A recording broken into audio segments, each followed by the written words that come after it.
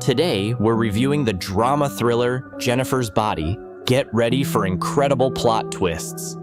In the first scene, we meet the main character, Anita Nitti, who has been committed to a psychiatric hospital. It turns out that she is a dangerous patient, which becomes even more apparent when she attacks a nurse for no reason. As punishment, Anita is thrown into a dark punishment cell, and while there, she recalls all the events of her past life. The story then switches to flashbacks, taking us to a small town named after a mysterious waterfall. Next, Anita tells us about her best friend, Jennifer, a popular and attractive cheerleader at their college. Despite the fact that they have very little in common, they enjoy each other's company. Anita also has a boyfriend named Chip, but she has a stronger attachment to her best friend than to her romantic partner.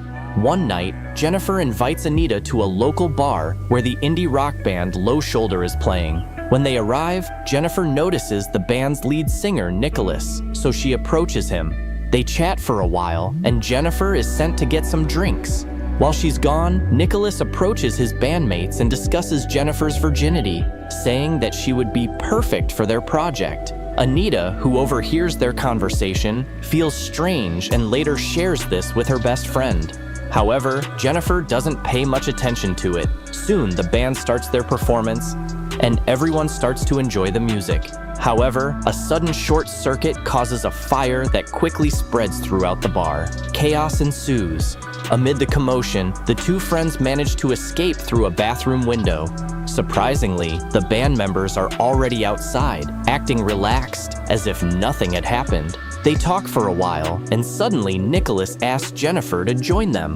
Anita is scared, but Jennifer agrees without any hesitation. She even ignores her best friend and gets into the guy's van. After they leave, Anita returns home and immediately contacts her boyfriend, telling him all the details of the incident.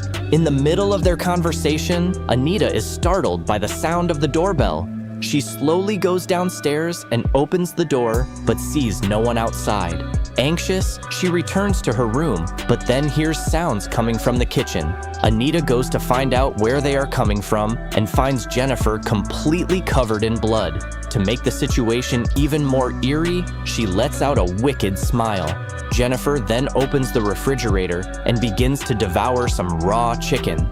And then she screams at the top of her lungs and vomits up a plume of dark liquid. It looks like she's been possessed by some kind of devilish force. The whole scenario is too much for Anita to bear, so she tries to call for help, but Jennifer quickly pins her against the wall. She then prepares to bite Anita's neck, but something gets the better of her, and she suddenly runs away. The next morning at school, Anita looks agitated, unable to move on from the events of the previous night. She is also worried about her best friend, but to her surprise, she is fine. Jennifer appears in a completely normal state and dispels Anita's concerns. Everyone is upset about the recent news where many people died during a concert, but Jennifer remains indifferent and even laughs at the situation. Confused, Anita asks what happened to her best friend. She knows that her behavior has something to do with the band.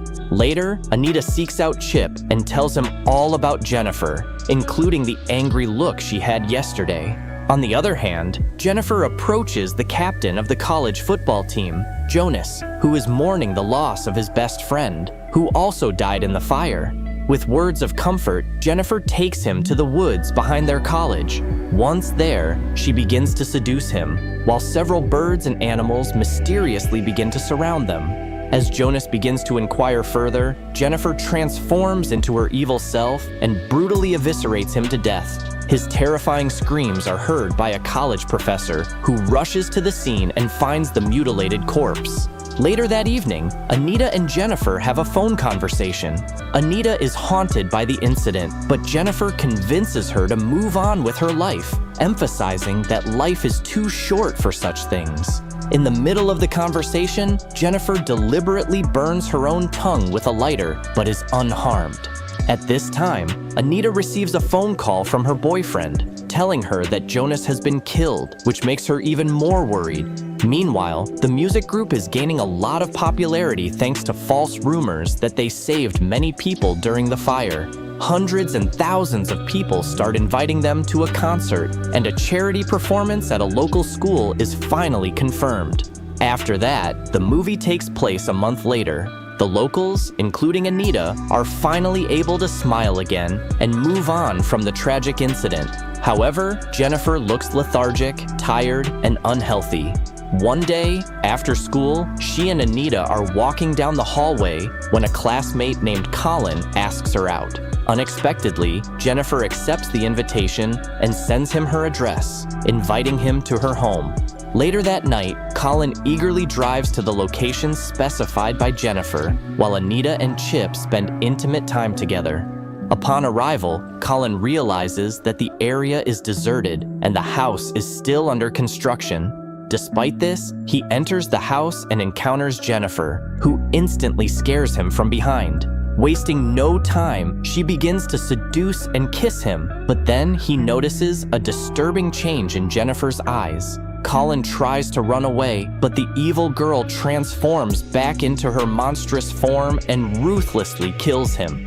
Meanwhile, Anita, who is in the midst of a romantic relationship, suddenly begins to hallucinate. She sees Jonas's spirit on the couch and blood dripping from the ceiling.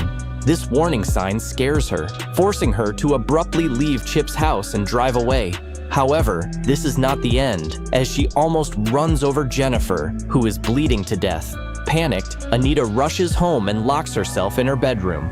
Trying to calm her racing mind, she goes to bed. However, to her horror, she discovers that Jennifer is present in her room and looking normal again. This puzzles Anita, and she doesn't understand what is happening.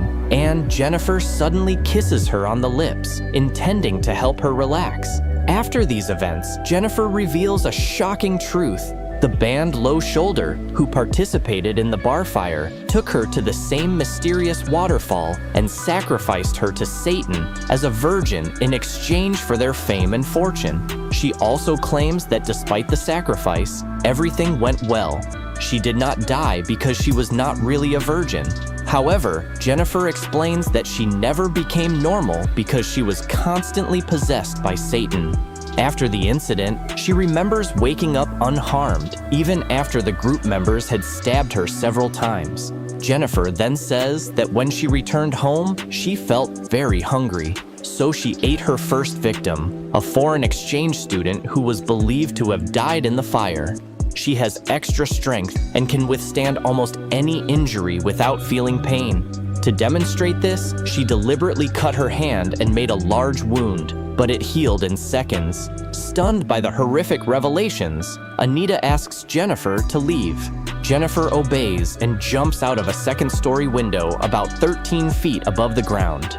In the next scene, Anita begins to conduct paranormal research to learn more about the disturbing events that have been happening recently.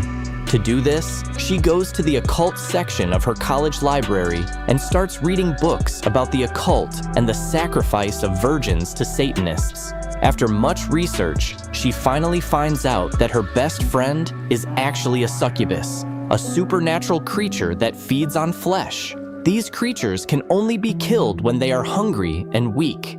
Anita then shares her discoveries with her boyfriend Chip, hoping for understanding and support. Unfortunately, he dismisses her claims and suggests that she may need psychiatric help. As they continue to talk, Anita has a sudden realization and decides to break up with her boyfriend. And that's not all. Anita even forbids him from attending her upcoming college program. However, Chip angrily ignores her warning and walks away. On the day of the college trip, Anita is eagerly awaiting Jennifer's arrival, determined to keep an eye on her. Meanwhile, Jennifer intercepts Chip on his way to the program. She cunningly makes up a story, saying that Anita was having an affair with Colin. She then leads him to an abandoned swimming pool, using the same seduction tactics she used to kill her previous victims. Back at the program, Anita becomes increasingly worried when Jennifer doesn't show up for a long time. She rushes to Chip's house to check on him, only to find out that he has already left for the program. Worried that something bad has happened, Anita begins to explore the area and eventually comes to an abandoned swimming pool where she sees Jennifer eating her boyfriend alive. Alarmed, Anita jumps into the pool without hesitation and starts fighting with her best friend. She sprays Jennifer with pepper spray, but it only makes her angrier. Jennifer, with a thirst for revenge in her eyes, approaches Anita, preparing to deliver the final blow, but the wounded Chip gathers his last strength and stabs Jennifer with a pool skimmer. This causes her to lose a lot of blood, making her weak. She retreats from the scene, realizing that she is now vulnerable. Anita then rushes to her beloved Chip and hugs him. They have a touching conversation before he closes his eyes and dies. Anita, heartbroken and full of rage, prepares to take revenge. In the middle of the night, she breaks into Jennifer's bedroom through the window and attacks her. A fierce fight ensues, but Jennifer prevails, sinking her teeth into Anita's shoulder. Despite this, our heroine does not stop and continues to fight with all her might. At some point, she manages to rip Jennifer's necklace off, forcing her to stop fighting for a moment. Taking advantage of this opportunity, Anita stabs Jennifer in the heart, finally killing her. A moment later, when Jennifer's mother comes into the room, she is horrified to find Anita on her lifeless daughter's body. This is the reason why Anita ended up in a psychiatric hospital. Thank you for being with us. Subscribe to the channel, like us, and be sure to click on the bell to stay up to date with our new videos.